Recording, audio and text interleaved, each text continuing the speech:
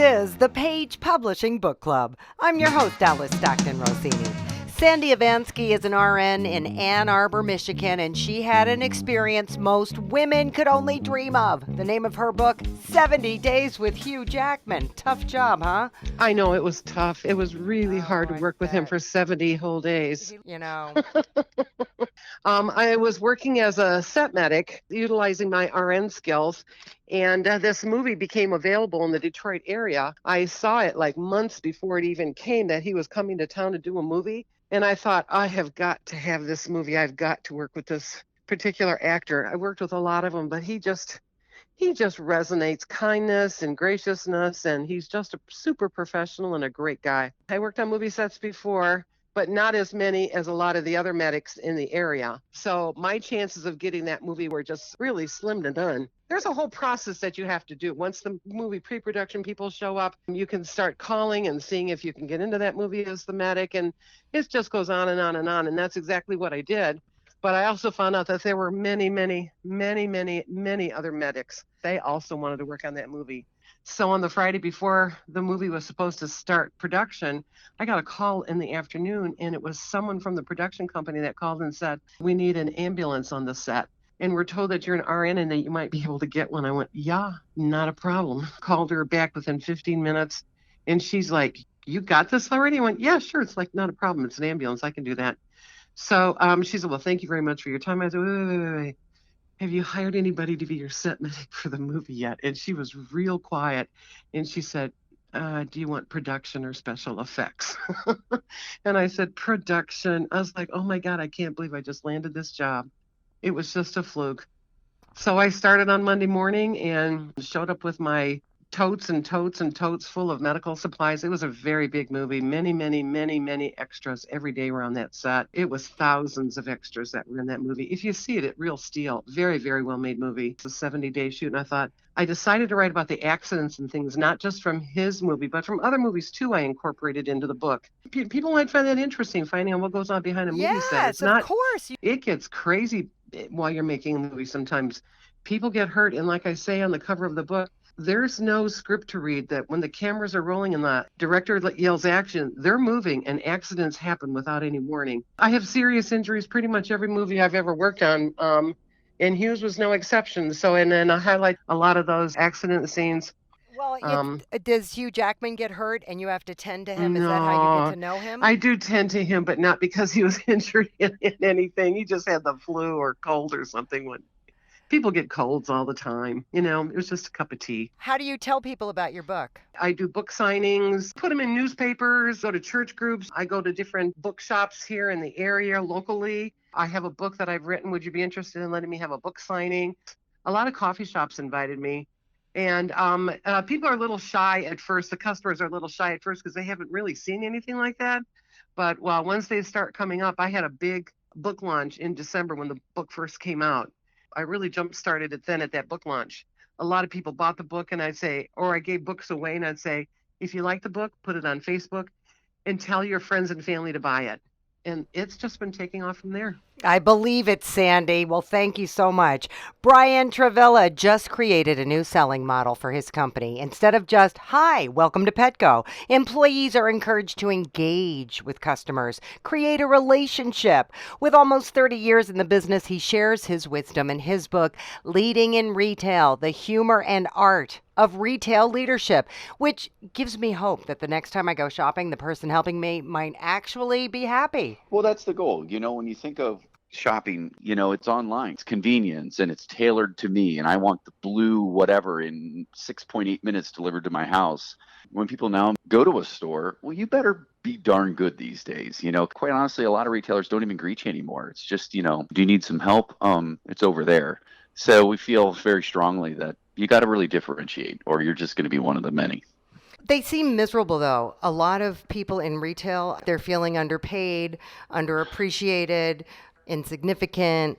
That's what I'm feeling when I go actually out to a store. Oftentimes that's true. I feel the same way. And, me being in retail for as long as I have, and I'll just be very humble in saying writing the book I did, there's so much opportunity for leaders to engage their teams. And I don't care what position you have. And you just have to look them in the eyes and first of all say thank you.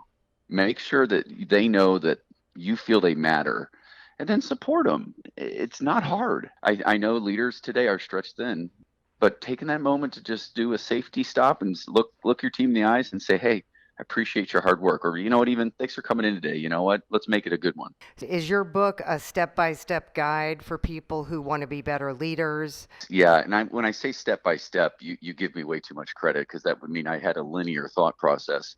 This is a book that really is full of comical wisdom from my failures, especially in retail, and a few wins here and there.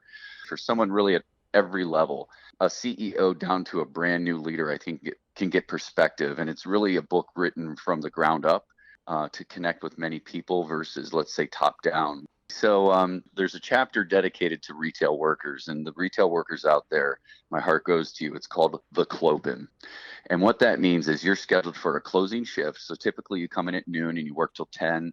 And then the very next day you're scheduled to open. So you have to get back at 6, 7, 8 o'clock in the morning. And that's just a really quick turnaround. And it's called the Clopen. It's a funny retail term that everybody uses, restaurants use. And it's dedicated to the fearless warriors out there, from the Clopen to do I really have to wear a name tag? Everybody hates wearing a name tag. You lose the damn thing all the time. It's either upside down, it's crooked. It's just funny things like that in the retail world and even the services world, you can relate to and just hopefully laugh about it. And it gives you perspective that you're not the only one that feels that way. One of the largest learnings I really try to stress, and, taking the humor away, is the difference between management and leadership. And oftentimes you'll see a manager who might be very good at what they do, but they focus on the work at hand that must get done versus the team that's doing the work. And the chapters within my book really get detailed in the behaviors surrounding the difference between management, process, and leadership, people, and how if you spend a little more time focusing your leadership qualities with your team, it's amazing how much work you get done because they're engaged, they're happy, they're creative, they own the business, versus management where oftentimes you get the very least amount from them because you're just pushing a process down their throats and they will do exactly what you say. My book's for the seasoned traveler. It's 104 pages. I think it's highly relevant in today's world. I think it focuses on that dichotomy of management and leadership mixed with humor. And it's a book that you can read maybe on 2 flights. You can absorb it, you can go back to it, but it's something small and manageable. What a concept, Brian. Thank you. Dr. Ron Muchnick is a marriage and family therapist, and he's a consultant. He helps businesses work through employee issues. Academic articles, he's written plenty of those. But this is his first book. It's entitled At the End of the Day, Improving Your Personal and Professional Life. Well, interestingly enough, I just have a personal belief that the work I do in working both clinically and in the business community does achieve the goal of facilitating change. The people that I come in contact with in both of those environments don't want the status quo. That's how I'm coming into their lives. They're looking for change. They just don't know how to create it, much less maintain it. So that's the part that I fill. I created what's identified as the SOLVE model, SOLVE. Each of those letters stand for a component of the problem-solving model based on a therapy model called solution focus. And everybody knows the problem. My favorite question is, so what did you say you're going to do about that? And once I can get that question out, it moves the whole conversation from problem identification to solution focus. I love those solutions. It's kind of like when we attain those, which is quite often, by the way, it's a win-win for everybody concerned. Well, isn't part of the problem is you don't know how to solve it? That's my part. If I listen carefully enough, there will be hints in the story that my clients and customers don't really hear as being part of the solution. Everybody hasn't been a failure for their entire life. They are typically successful in their own right at some point in time, but they're not able to focus on the successful times because they're what I call problem drenched at the moment. They can't get out of the forest. They don't see the path. But the path is already there. And that's what the SOLVE model brings out. Part of the model identifies past successes. So, how did you accomplish that? What was different during the time that you were successful? What were you doing then that you're not doing now? It's kind of like aha moment. So, it's kind of like, well, what was I doing? How did I get to be who I am today? How did I accomplish all those things in my life? And there's answers to those questions. They either really did it or they didn't. So once they get back in touch with, you know something, I do know how to do that.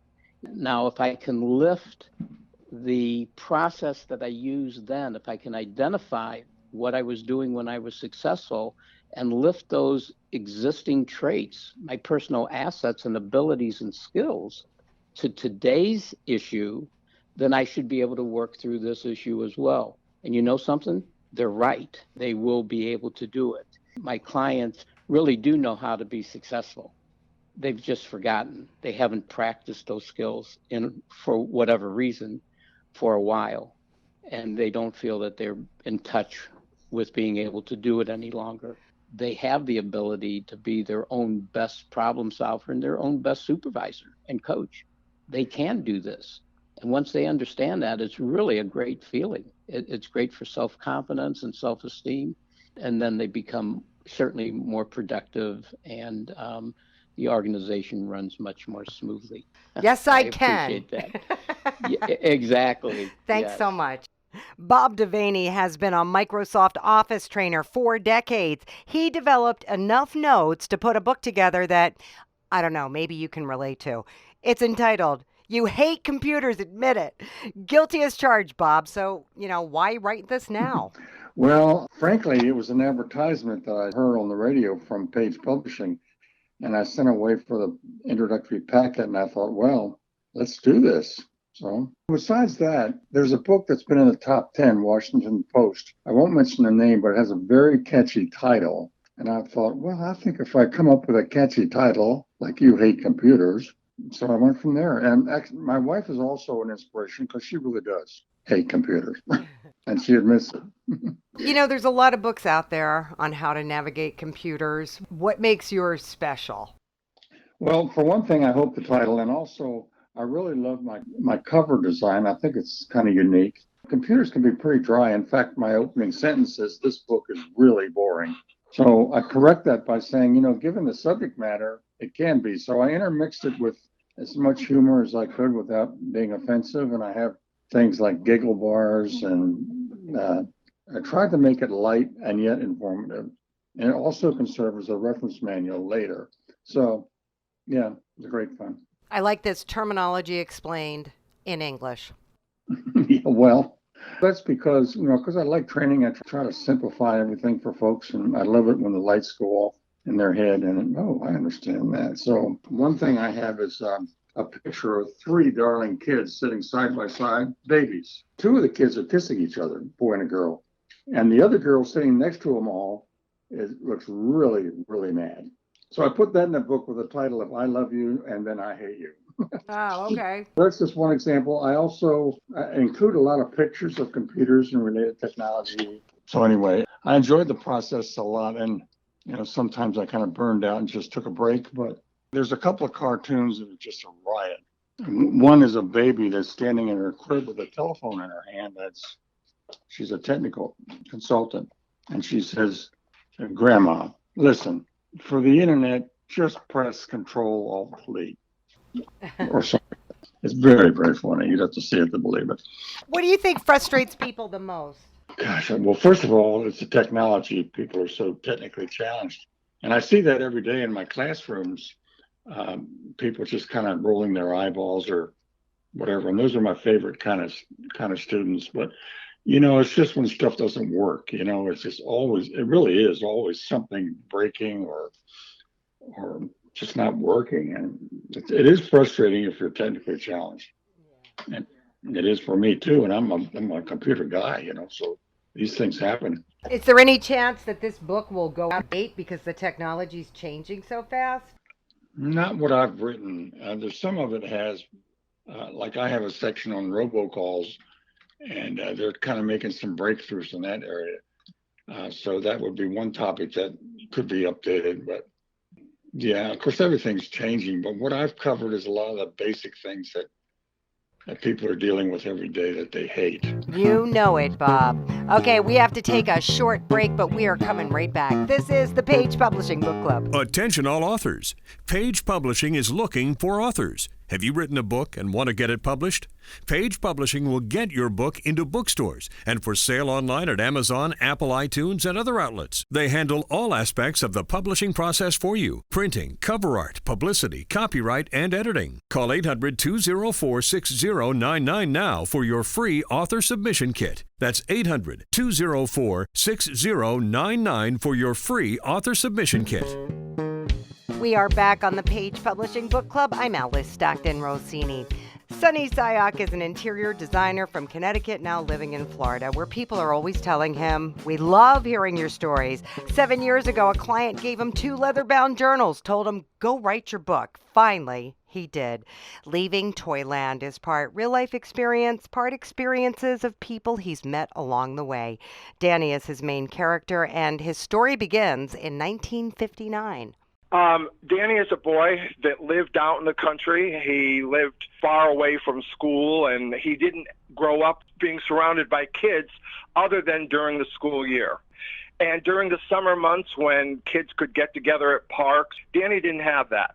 So Danny worked in the yard, gardening, and one day Danny decides he wants to follow the river that flows through their property. And every day he travels the river a little bit more, and he's excited by the things he sees until one day he comes across an old cabin deep in the woods. And it was in this cabin that he suddenly realizes someone is there, and that's when he meets Ben and changes his life forever. Ben is a very kind person, a very good person. He actually grew up in that cabin during the summer months with a friend named Tony. Their dads really didn't want them hanging around. They didn't have a mother figure. Tony's father was, a real all-American playboy, and Tony just got in the way, and so did Ben. So their dads decided to let them stay in the cabin. They would bring them food periodically, and they learned to take care of themselves. And then when they were old enough, they joined the service, went to Korea, and just at the war's end, Tony's killed. Ben is devastated.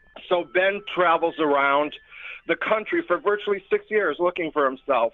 And he finally decides he wanted to come back to that cabin. And it was at this cabin that Ben meets Danny, and their friendship forms, and Danny discovers life.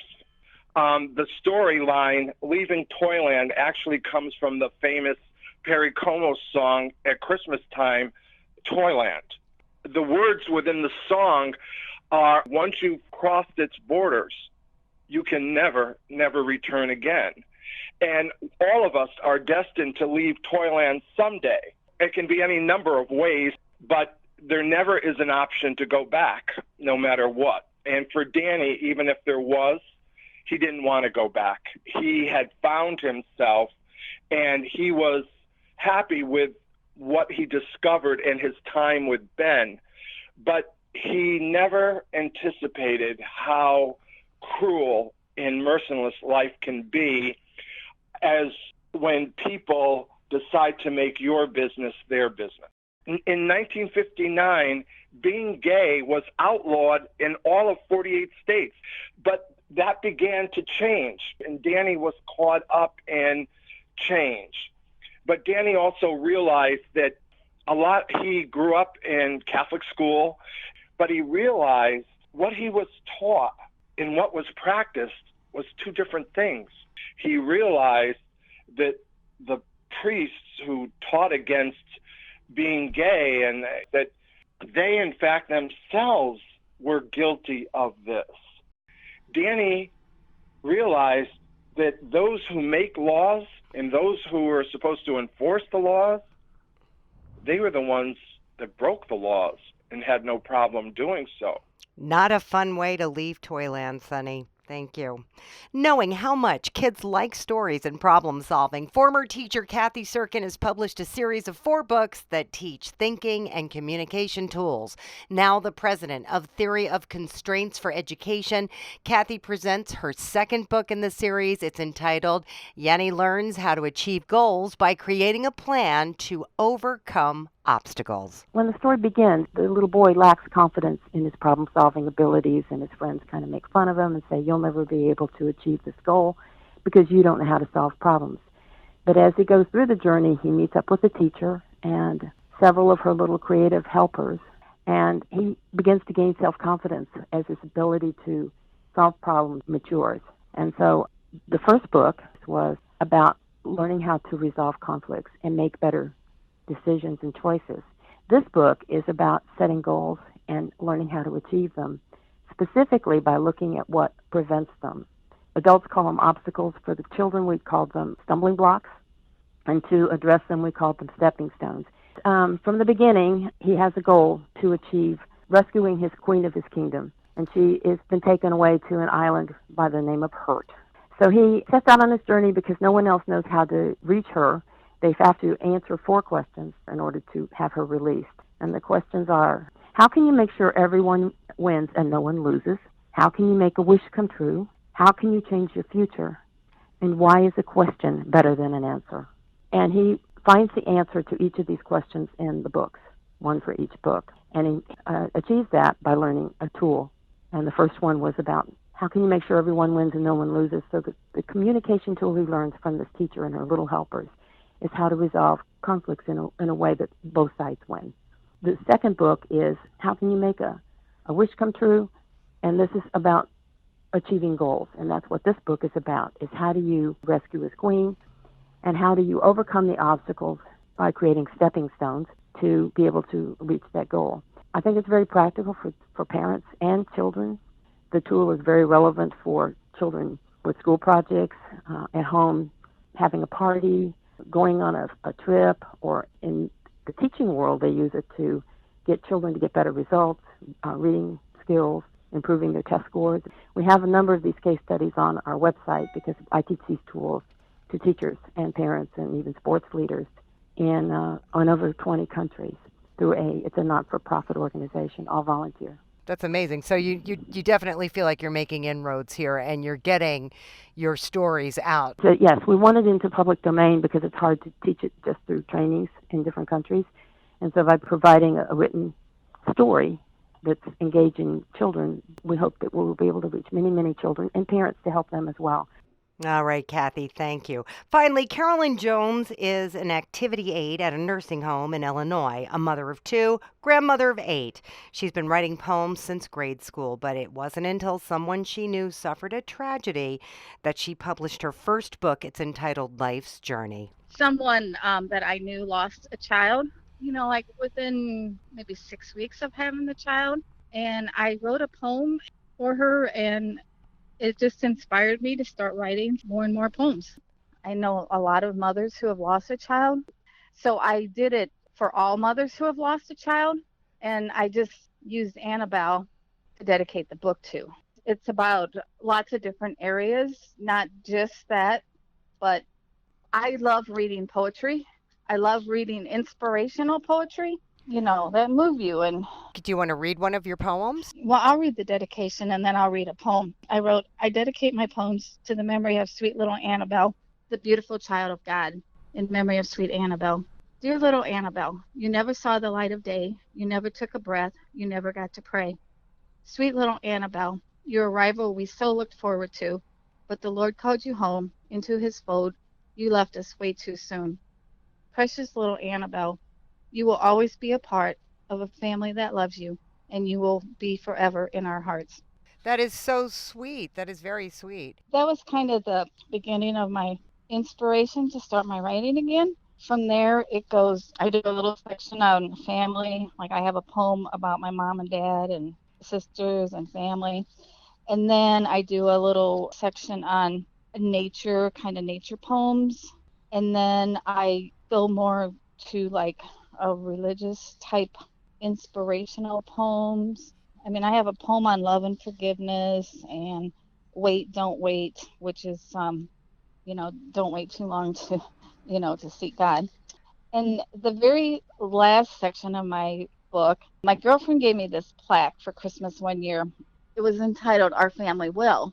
And then underneath it, there was like 11 things. It said, love and accept one another, pray for one another, tell the truth to each other, be kind to one another. And I wrote a poem for each one of those. That was the ending. And the family will.